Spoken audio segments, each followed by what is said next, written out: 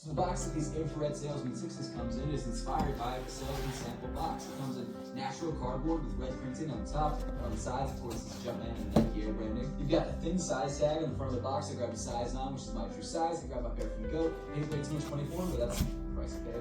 Get them early, literally. And the official colorway of the shoe is black.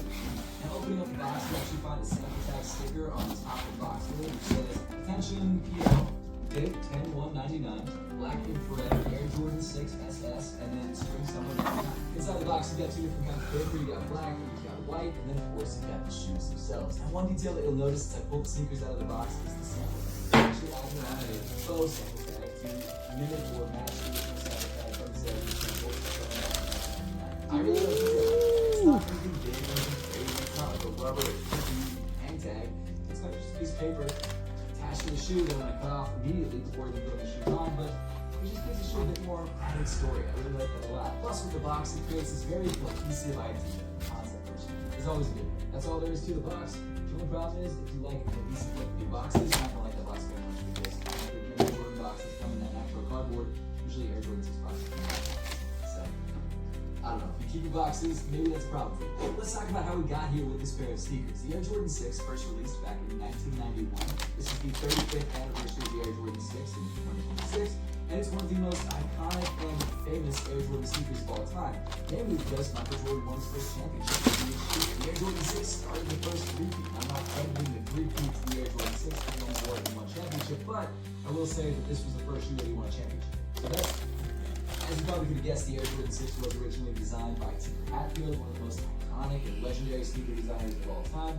And it's one of those silhouettes that maybe isn't as popular today as it was back in the day, but it's still very wearable. And it is truly one of the most popular basketball sneakers of all time. Now, of course, being the 35th anniversary of the Air Jordan 6, Jordan Brand is probably going to give us a bunch of Air Jordan 6s this year. We already know about these. We know about the Bin 20s, which are dropping on the same day. That pair is limited to that's just looks like it would be a pretty wide release I guess. But as I've kind of alluded to throughout the entire intro of this video, this is not the standard infrared 6s. In fact, it's more of a reverse infrared 6. And as you probably guessed from the name of this sneaker, this shoe is actually a one-to-one recreation of a Salesman sample from 1996 that never actually hit production. Now, it was supposed to hit production, and Jordan Brand did have it in a 1999 season catalog, but they pulled it from production for whatever reason. And it's really only because of that catalog that anyone even knows that this shoe ever existed. It's a sample that just was never made. Now, for those of you who might not know what a Salesman sample is, it is literally a sample that's taken to different retailers by a salesperson to sell that shoe for. They're essentially trying to get that store to wholesale their sneaker for them, and they use the Salesman sample to show them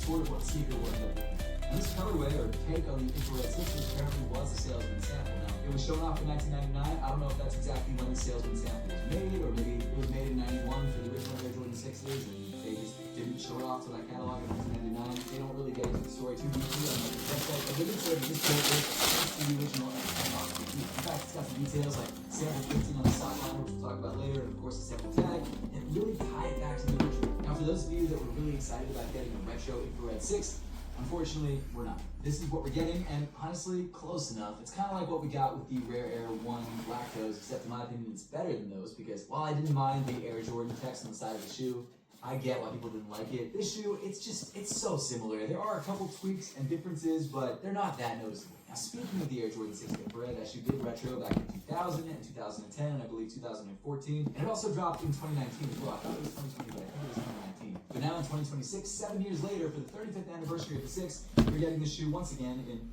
well, it's actually not the same shoe, so we're not really getting it again. We're just getting a different version of it, or reimagining it, which some people like, some people don't. Again, I get it. So what makes this pair different than the other infrared 6 retros? In fact, what makes this pair different from a standard pair of Air Jordan 6s? Well, the answer to that question is actually pretty interesting. First of all, let's talk about the materials. On the upper of this shoe, you've got your standard Air Jordan 6 nubuck. It comes in black, and it looks very similar to the black nubuck used on other infrared 6s. However, for the first time outside of Air Jordan 6 collaborations, the shape of the Air Jordan 6 reverse infrared is as true to the original 1991 version as it's ever been. First of all, they've reworked the internal booty construction of the shoe to make the toe of the sneaker sit closer to the ground.